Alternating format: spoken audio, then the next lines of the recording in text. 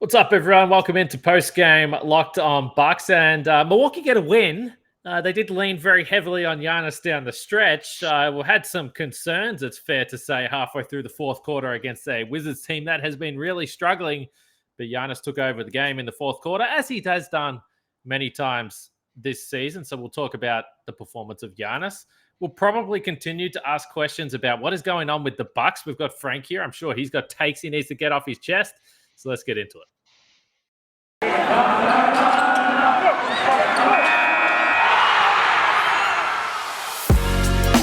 You are Locked On Bucks, your daily Milwaukee Bucks podcast, part of the Locked On Podcast Network, your team every day. Welcome to Locked On Bucks. I'm your host, Kane Pittman. You can see and hear me on this show every weekday and also find my work over at ESPN. Joining me is the founder of BrewHoop.com and longtime voice of the podcast, Frank Madden, for today's episode. It's brought to you by PrizePicks. Check out PrizePicks.com. Use the promo code NBA or go to your app store and download the app today. PrizePicks is daily fantasy made easy. And we do thank you for making Locked On Bucks your first listen of every weekday, as I mentioned. Plenty of good and interesting and some humorous comments in the YouTube section after yesterday's podcast, which we thought might be the case. I love it when you guys get involved, even if I think sometimes what you're saying is absolutely ridiculous. We still appreciate it. We still appreciate it. And speaking of absolutely ridiculous, Frank, the Bucks beat the Wizards 112-96. Now, if you didn't watch this game, you might think, okay, yep, that's pretty standard. 112-96. That seems like what the score should 98. be. Give the Wizards their credit. Come on. I don't want to give them credit. There was one of those. Actually, I should take 3 points off for the Contavious Caldwell-Pope banked three. That doesn't count. So the final score was 112-95. But anyway, the point being, with 8:35 left in the fourth quarter, Rui Hachimura hits a three. The Wizards go up by 3 points. It's their first lead of the game. The Bucks look generally bad, and they were kind of sleepwalking through this game. There was some concerning stuff defensively. What's going through your head at that point, Frank? And did you think the Bucks were going to win this game? Because that was probably the dark moment of the night. Yeah, I mean, obviously we've seen the Bucks. They've been a 500 team for the last month, right? They're 8-8 in their last 16 games. So, I think the frustration with the Bucks is not just because they stunk in the third quarter and came out in the third quarter, and I think they were outscored 13-5. I think to start the fourth quarter as well. I tweeted out the Bucks just look lost right now. Because honestly, like on defense, they literally didn't know, seemed to know where they were supposed to be, and wasn't clear if they were. I mean, they did a lot of switching tonight. That created issues, especially with mismatches against Montrezl Harrell. Who, look, Montrezl Harrell can just have these, he can have these periods where he'll just roll, and I mean, we've seen him do that to Brook Lopez, where he'll just use his quickness against Brook Lopez. He's a tough matchup, right? And ultimately, we saw the flip side of Montrezl Harrell being the fact that he does not protect the rim at all, and the Wizards went with a lineup that Giannis just ate up on the other end. So it ended up kind of equaling out, but yeah, I mean, I thought that especially on defense in the second half, it's just like, they were trying to switch for a while, then they were kind of like, showing extra help, and then at times, certain actions, it just seemed like guys were not on the same page as far as what how they were supposed to be reacting. And yeah, it just seemed like they were just kind of adrift as the Wizards were just kind of making this run and turning what had been a pretty much most of the game double-digit lead, it felt like, for the Bucks. I mean, were they up 20-5, I think, to start the game. I mean, they got off to a big lead early, kind of had that first quarter mojo going, hitting threes. And then, the 3-point shot kind of started to go away. And, again, I think we've seen this a fair bit where this season, the Bucks kind of see their shots stop falling, and then the other team starts to be able to manipulate that defense a bit more than, they might if Brook Lopez was out there, if, PJ Tucker and Brook Lopez and the playoff Bucks were out there. I think, they just looked a little bit shell-shocked there in the first part of the third quarter. But, give credit to the Bucks and especially Giannis, right? I mean, I thought Jrue Holiday was really good tonight, 22 points on 16 shots. He hit some really big threes to kind of keep them at arm's length. and compensate for the fact that Chris Middleton was pretty anonymous tonight for the second straight game. But I think Giannis hit something like his last 7 shots from the field. He scores 13 points in the final 8 minutes. We I think it started in the third quarter. One of the I think his first basket after the timeout was a lob from Middleton on an inbound play from the sideline, which they did a bunch of times last year. I mean, it's a hard play to pull off, right? Because defensively, you shouldn't give up a lob from 30 feet away. But Chris got him on a really nice pass for a layup, and then they were able to just get him going to the rim repeatedly. He had an and one against Hachimura, trying to kind of stay in front of him in transition. And as we've seen so many times this year, the fourth quarter just sort of turned into the Giannis show. He's the league's leading scorer in fourth quarters, and again, 13 points in the last 8 minutes. He went the distance. He played the full fourth quarter tonight. Normally Bud likes to give him that rest from maybe the 7-minute mark to the 5-minute mark, something like that. You could tell the desperation level the Bucks were at, though, by the fact that Bud was like, all right, we can't afford to do that tonight. Giannis, you're going the full fourth quarter. You're playing 38 minutes. Not necessarily what you want to do in a game, against the Wizards without Bradley Beal on a Tuesday night. But with, again, just the way that game was going, you felt like they had to get back to going with Giannis because the 3-point shots weren't falling. And certainly the tide seemed to be turning, and the momentum was obviously clearly on Washington side. Yeah, it might have been that timeout when they went down to 3 that Bud typically might have tried to sneak a minute, which clearly was not going to happen at that point. We were kind of discussing it off before we were starting recording via text, via DM. What did you see from Giannis in terms of the way he was playing? Because, I sort of tweeted about it, and I was watching Giannis in the fourth quarter, and I said, okay, well, this makes sense. If the Wizards, for a decent portion of the game, are going to say, we're going to have KCP defending you, there's really no reason to suggest that Giannis shouldn't have 30-plus points and just physically dominate this Wizards team that doesn't really have anyone that's a rim protector. Particularly Thomas Bryant obviously went down, hurt his ankle earlier in the game. So there's no one physically that should be able to stop Giannis. But this is kind of the follow-up from the conversation we had yesterday on the show with Justin. Are the Bucks lazily sleepwalking their way through the regular season, or are they physically feeling the pinch? And this is the thing with Giannis. He's been playing this center position. He's been asked to do a hell of a lot physically. And we saw tonight that when things get desperate, and as you pointed to, his fourth quarter scoring, it's no surprise that the Bucks get to the fourth quarter and Giannis says, you know what, fuck this. I'm going to try and win this game myself and dominate everyone like he did tonight. But you would hope that you wouldn't need that type of effort from him every fourth quarter, because he clearly is playing through some fatigue and wear and tear. Yeah, it was interesting. We were talking with our friend Eric Name. Eric wrote a story earlier this year where Giannis, admitted in quote, he gave Eric the quote that basically he doesn't try to turn himself into a battering ram every night, that he knows he has to pace himself physically throughout a season. And again, Giannis is a guy who, I would say, of all the superstars in the league, he's the guy that everybody likes to point to as the guy who plays 100% every night. But I think there's some caveats to that now, especially as he's gotten older, as he's now become an NBA champion and a Finals MVP. He knows that going 100% doesn't necessarily mean the same thing every night. It doesn't necessarily mean, again, turning yourself into a battering ram for 4 quarters and just trying to physically dominate every moment of every game. Like that's just hard. It's taxing, especially right now when he doesn't have Brook Lopez covering him for him defensively. And I thought the first quarter was very interesting. I mean, he didn't take a shot until basically a Hail Mary, 3-pointer at the buzzer, which he missed. Didn't score a point, basically didn't take a shot. Looked like he was pretty much doing his assist hunting, which we normally see when he's close to, 10 assists. We usually see that like in the third and fourth quarters, right? When like the game is kind of going well and he can go out and try and get his triple-double, right?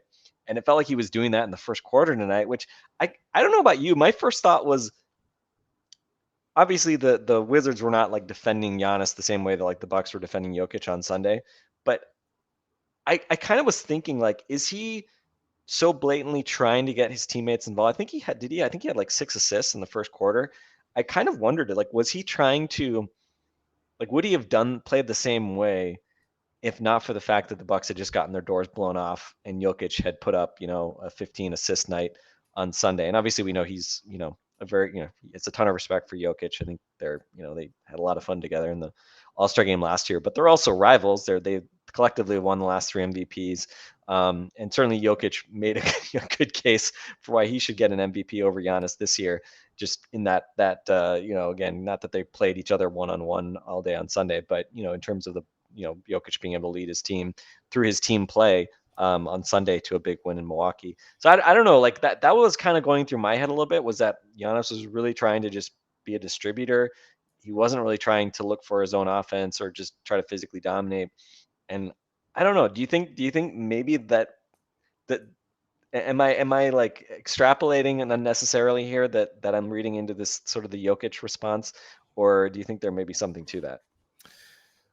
I don't know. I feel like there's been multiple games this year where Giannis has either gone scoreless in the first quarter or he's had low scoring first quarters. Now, clearly he's compensated as the game has gone on, but he had that first points in the second quarter and BA, I was watching the TNT broadcast and BA said, well, there's the first points for Giannis. And I was like, wait a second, the Bucks had a decent first quarter. And then I was like, yeah, I guess he wasn't really shooting the ball. I don't know. Maybe it is to do with Jokic. I think that part of the reason why... By the way, Kane, that's the difference between you and me. I am always keenly aware of Giannis's point totals and shot numbers. No. Whereas you actually can just be focusing on the more general game going on. But anyway, I'm like, yeah, the offense is looking a little bit better today. The ball's moving around. People are hitting some shots. This is nice. The defense looks organized. Oh, Giannis has 0 points. Okay, yep, fair enough. But yeah, I think the passing aspect of his game has been a conscious. I don't know about specifically tonight, but it's obviously been a conscious effort of his to protect himself a little bit, as has the jump shots and the turnaround jump shots. And I've always thought about LeBron. I don't know exactly the age when he started taking more of those shots. I know it was during the Miami period, but if you think of LeBron when he was first playing with Cleveland, he was this unstoppable freight train as well. And he's spoken about it and said, well, I realized I got to a point where I wasn't going to be able to do that if I want to play the game for another decade. So I think it's all encompassing, but potentially he did just watch Jokic completely tear apart a team. And Giannis is such a thinker that maybe he thinks to himself, okay, well, we're playing the Wizards. We should probably win this game. Let's see if I can draw a couple of bodies at me and make some easy passes and guys can knock down some shots. He thinks about the game like that. So I'm sure it was something that was in his mind. But if you had Giannis for 5+ assists in this game, you're probably feeling pretty good. Of course, you should be checking out PrizePicks where you can have a look at those types of things. It is the best DFS prop game on the market. So you should be checking out PrizePicks. It's daily fantasy made easy. I love PrizePicks, and I know you guys will too. So it's pretty easy to do. You pick 2 to 5 players and then over and under on their projections, and you can win up to 10 times on any entry. And it's just you versus the projected numbers. Entries can be made in 60 seconds or less. It's that easy. PrizePicks is safe and offers fast withdrawals. You can use the award-winning app on both the App Store and Google Play. If you're a weirdo with an Android device there, you can do that. PrizePicks offers any prop you can think of, from points scored to rebounds and even steals. And obviously tonight, if you had the Giannis assist, you'd be feeling pretty good. So for a limited time, PrizePicks has an exclusive no-brainer, an offer for all of our users. Users get $50 for free if a player in your first PrizePicks entry scored a single point, but you must use the code NBA. That's right. This is an exclusive offer available to Locked On Bucks fans. Sign up today and use the code NBA. $50 for free if a player in your first PrizePicks entry scores a single point. That's PrizePicks. And I mentioned TurboTax, new sponsor, Frank. Unbelievable. I use TurboTax. Oh, my goodness. We shouldn't even have to use the ad read then. You can just tell us about your wonderful experience with TurboTax. I've been using it for like a decade. Yeah. I mean, once you start using it, like it, auto-populates everything from year to year. Like it's just, yeah. Once you start using it, like you just don't want to bother using anything else. That's my endorsement. And I'm the one, I do the taxes for my wife and me. So, yeah, it's just easy. You can auto import stuff. And yeah, it makes, honestly, taxes are pretty easy with TurboTax. So there's my ringing endorsement. Impromptu. I didn't even know they were a sponsor. Well, it's good to know you listened to the show yesterday, Frank. But the thing is, I didn't. After that Sunday game, I didn't want to hear you and Justin talk about that stuff. Come on. Okay. All right. Well, man, normally I do. Normally I do, but Fortunately, many people did, but perhaps you didn't listen because you were locked up talking to a TurboTax Live expert who can answer all your tax questions, walk you through the whole process, or do your taxes for you from start to finish if you need. They help you get every deduction you deserve, no matter your unique situation, and you can talk to a TurboTax Live expert through your phone or computer without leaving your house. So that's TurboTax. Visit turbotax.com to learn more. You do your thing. They've got your taxes. That's TurboTax Live. What a pleasant surprise, Frank and TurboTax. That's not what we're expecting today, but we're very pleased. And shout out to TurboTax once again. Hey, let's talk about this foul with Montrezl Harrell, okay? So if you didn't see the game, Montrezl Harrell, let's say a bit of a wind-up, takes Giannis, chops down on the arm from behind as Giannis is taking the ball to the rim. Would have been an open dunk. Giannis goes to the floor. He was kind of holding his side rib area, but naturally, if you watch the Bucks with any regularity, or quite frankly, if you watch the NBA with any regularity, it was an interesting time to see Giannis on the floor, to see a pretty difficult foul, and I'm thinking, okay, what's their reaction going to be to this? On court, Bobby Portis got in the face of Montrezl Harrell.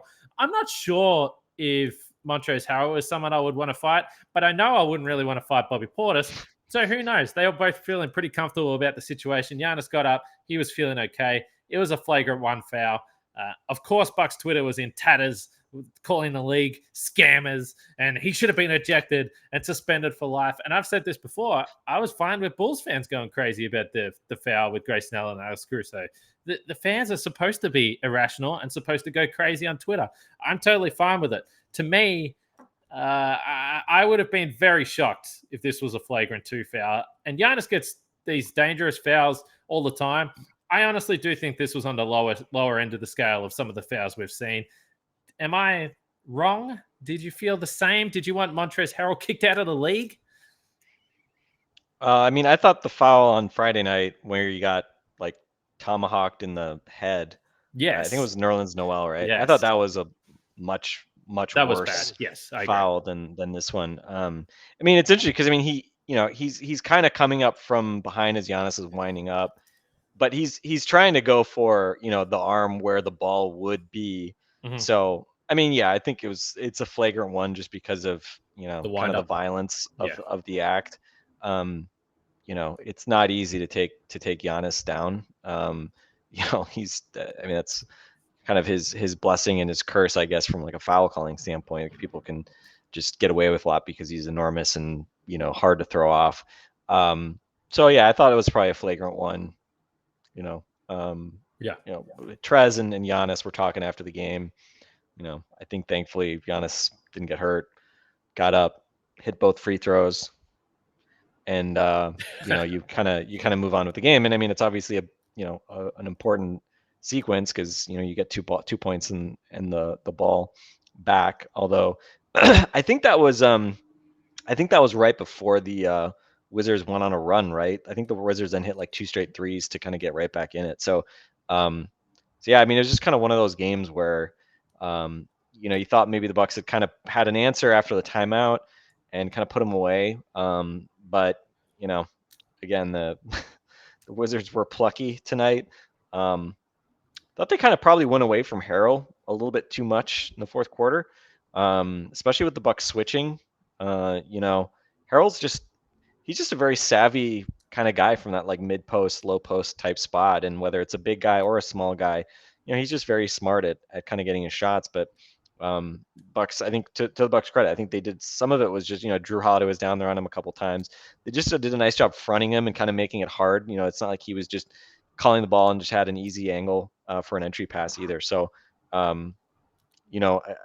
Bucks defense did not distinguish itself necessarily. Hasn't distinguished itself a whole lot.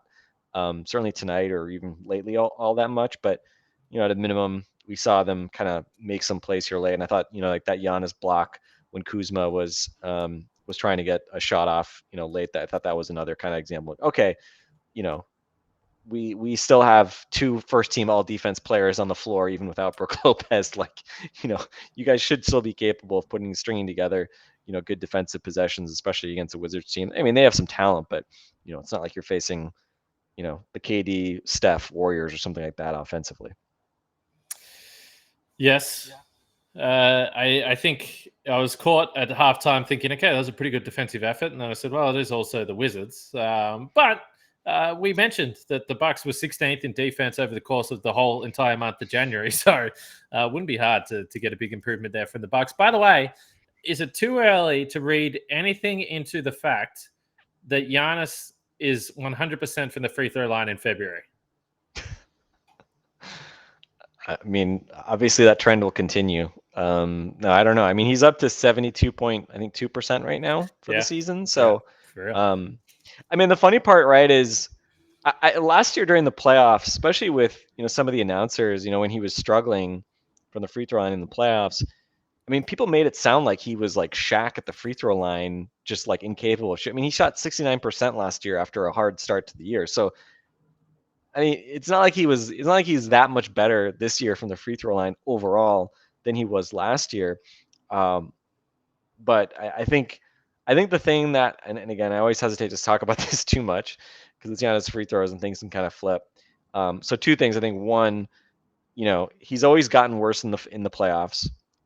So that's always a concern, right? That there's some kind of mental thing that happens in the playoffs, whatever it might be.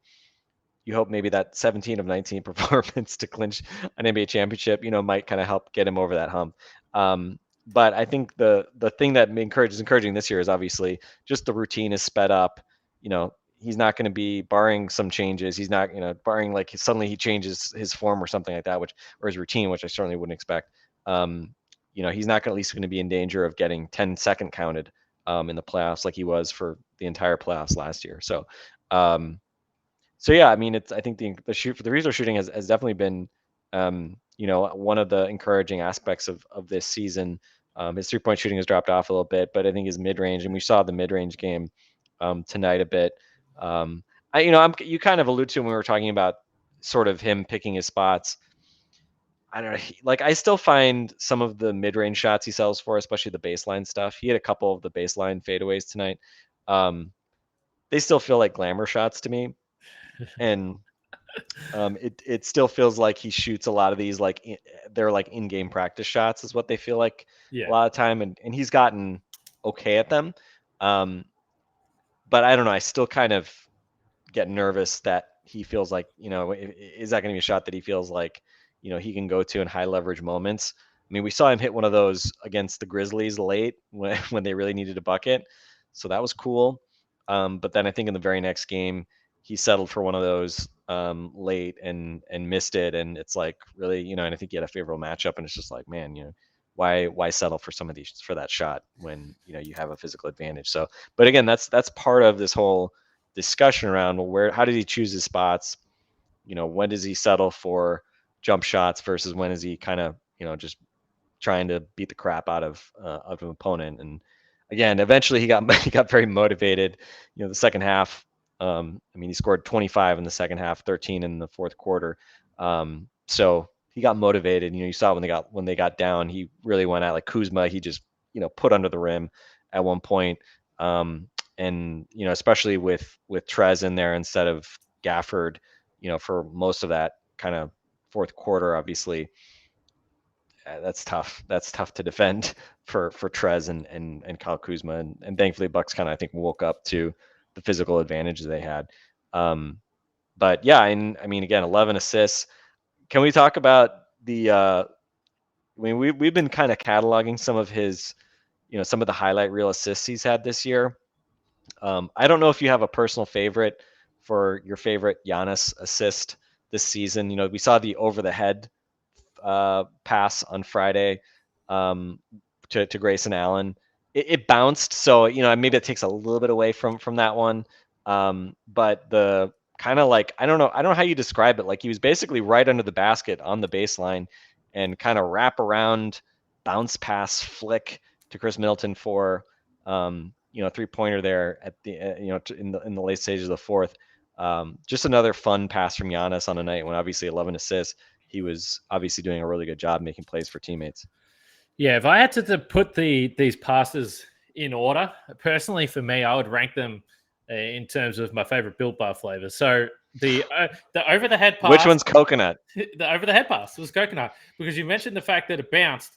which it did bounce, but it bounced right into the shooting pocket. Remember, he did that over the head pass to Tony Snell, Brooklyn? wasn't it? Yeah. Way back. Yeah. No, it wasn't a perfect pass, but he knew where he was. He just flung it back there. So the progression is fantastic. Now, those whip passes, I've mentioned this before, that Eric asked him about this in a press conference, and he looked like he was a little bit annoyed that Eric suggested that he looked like Jokic out there passing the ball. Giannis was like, no, I know how to pass the ball. But those whip passes or those wraparound passes, very Jokic-like. But the more Giannis do it, maybe we can say it's Giannis-like. But that's the cookies and cream for me. That's right up there as well. That's beautiful. But the point is, speaking of beautiful, Built Bars are beautiful. And they're the best tasting protein bar on the market. They're covered in 100% real chocolate.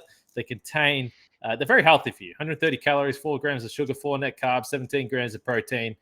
Compare that to any other candy bar. It's usually double that. It's not good for you. Even though you might think it's good, but it's not good for you. Stick with the Built Bars. So just by the way, candy bars also, like Built Bar. This is never part of the ad reads, but Built Bars don't have, like, they have very low like saturated fat content, which I have a little bit high cholesterol, so I try to not eat things with lots of like saturated fat, and it's never part of the ad reads. But also, Built Bars don't have a lot of saturated fat, especially compared to candy bars. So there you go. There's another totally organic ad read for you, Kane.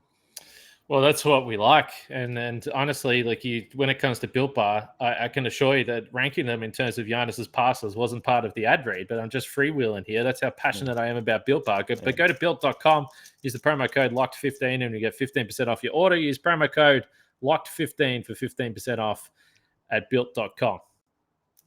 You just made me think about something with Giannis, so I feel like this is how we can wrap up this show today. But the evolution of Giannis in terms of a scorer, he hasn't got a huge catalog of game winners. And part of the reason for that is because it is obviously challenging to give him the ball and say, hey, get us a jump shot. Let's hit a game winner. By the way, are we calling game winners? How do you frame a game winner? Is it like a buzzer beater, or can it be last few seconds? Yeah, shot he had that crazy like layup this year. So where he sort of got on the runway. That's a game winner. But that shot against Memphis, not technically a game winner, but it's kind of a dagger. Yeah. But I have wondered to myself, I mean, part of it, again, is what I was saying earlier, that I think he understands that taking those jump shots or adding that to his repertoire is going to be better for him physically moving forward. But I've also always wondered, it's also a way that he can be more involved in having the shot late in games. And you described it as a glamour shot.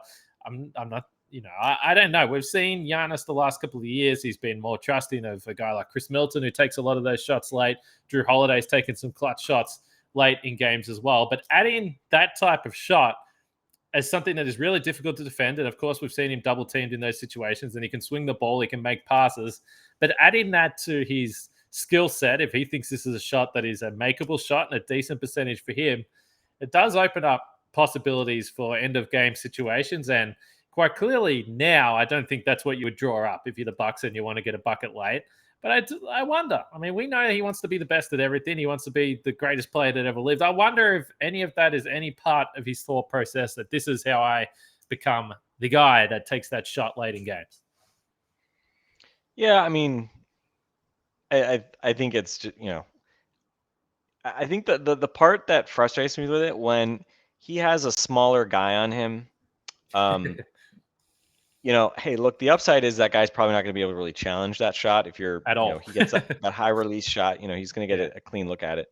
The downside is, well, yeah, but I mean, dude, you could probably just put that dude under the rim, right? And I think back to, I think it was against Harden in Game 7, right, against the Nets, when he had Harden on him and he settled for a turnaround that he just completely missed badly. At the very end of regulation, I think it was. Those are the plays where it's like, well, that's where the fine line is really difficult, right? Between having, those other shots that you can go to and not settling for lower percentage shots. Because, again, like, even if you're awesome, like even if you're KD, again, KD, what does he hit that like 50% of the shot time, right? Like that's insane to be able to hit that much. I mean, Chris Middleton's very good at those kind of mid-range fadeaway shots when he's got a size advantage. But I still like the Giannis attacking the rim, in the restricted area option better. Not that he can That's just, harder to do at the end of the game, though, isn't it? I yeah, mean, no, that for sure, yeah. sure, yeah. I think I agree. I mean, this is the hard part. Between just kind of finding that balance, and I think that again, this kind of difference in when you're doing it, right? Like, I also think sometimes it seems pre-programmed where Yeah. it's almost like he's getting his position and he's decided he's going for that shot no matter what the defense is actually doing. And if there's help in the middle, then it makes more sense because you're gonna have a harder time getting to a hook shot or something like that. But if you're just 1v1 and the defense isn't sending help, I mean, that's not a great shot, right? And sometimes, he has at times tried to set up like a step through move, like pump fake the fadeaway and then sort of step through, but that's never really become like a consistent thing that he's been able to use, even though guys will generally contest that shot at this point. So, why do you think they anyway, do that? Like I think it's understand. habit. I think it's habit. Yeah. I don't think. I Reaction. mean, I think. Yeah. I mean, I think teams are just and it's like, again, like it's not like he's constantly like it's not like he's Kevin McHale where he gives you a pump fake or Hakeem and then he Yeah. spins back and gets a layup. I mean, he's not really doing that.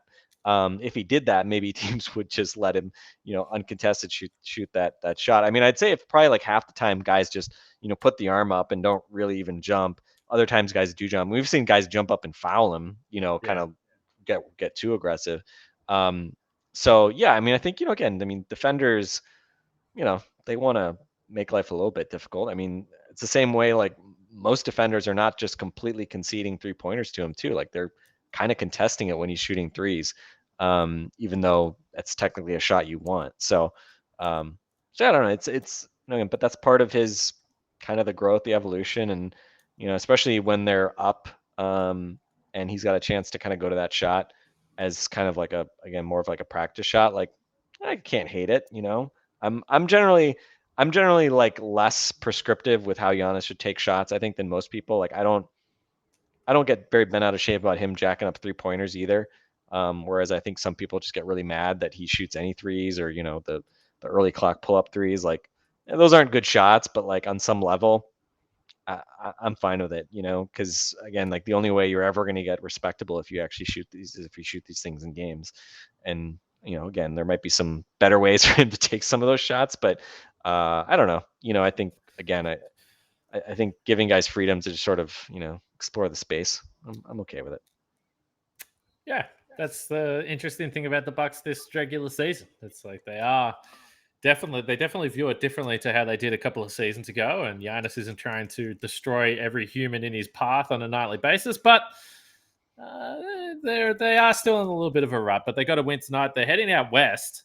They got a road trip now. They got a couple of days off, and we'll see. It's going to be challenging anytime you go out there, particularly with the way the Bucks are playing. So we'll see what this means for the standings moving forward. But it's bunched up in the East, as we said, Frank. So yeah, I mean it's wild. I mean, right now we're doing this as Phoenix is playing Brooklyn. Obviously, I'll cross my fingers that the Suns keep up their hot play and beat the Nets to kind of keep the Nets behind the Bucks. I mean, the Bucks are a game up on the Nets right now. The Bucks are 32-21 in fifth. Nets are 29-20.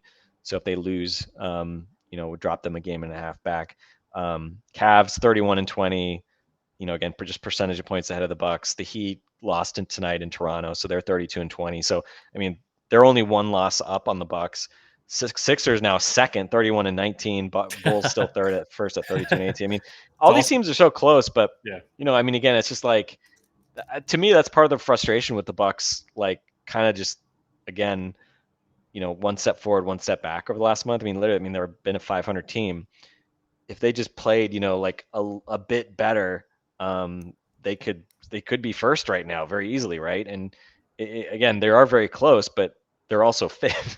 It's like, hey, they're only 1.5 games out of first. Yeah, well, they're also one game out of being sixth, right? They don't have home court advantage right now if the playoffs started. Like, come on, guys. Like, you could be doing better here. And I think this road trip's going to be really interesting because when you look at it, 4 games on the road out west, you're playing the Blazers, who have had some decent wins lately, but they don't have Dame. They've been really banged up. They've lost a number of guys to injury. they're playing the Clippers on Sunday on a back-to-back. No Kawhi, no Paul George. Like, that's obviously a team that if you're going to play the Clippers, like, you don't want to play them now. And then you're going to LA for the Lakers, staying in LA for the Lakers on Tuesday. And today we heard that LeBron may miss a few more games. So is he even going to be back for that game? And we don't know, right? You might get LeBron, you might miss LeBron for the second time in as many games against the Lakers this season. So, those are 3 games that, again, like, am I trusting the Bucks to win 3 straight games? This version of the Bucks, probably not. Maybe 2 out of 3 I would take at this point. But certainly with that Phoenix game on Thursday, with the way they've been playing, you'd love to get at least 2 and ideally 3 out of those first 3 games, just so you don't go into that last game needing a win for a 500 road trip, right? 500 road trip would be kind of fitting of the Bucks, given how things have been going. But again, just watching the standings, the East is there for anybody who wants to go on like a 15-game hot streak. You could really get out to a pretty good, put yourself in a pretty good spot. Unfortunately, Bucks have had the easiest schedule in the league, and now things get at least a little bit harder with a West road trip. All right, check out the Locked On Bets podcast with your boy Q and handicapping expert Lee Sterling. They will have you sorted for all the betting stuff you're trying to find out before the day's play or the night's play. Saturday night is the next time the Bucks are in action, and it's late. You guys, lucky you got that warm-up with that late game the other night in Milwaukee, because these games are going to be late out west. Like Frank said, it's going to be a busy week. But as for Locked On Bucks, tomorrow Camille's on the podcast. We'll have another pod Friday. We'll look ahead to the Blazers, and we'll see what happens. I don't know what to expect from this team, Frank. Anything could happen. By the way, one last shout-out.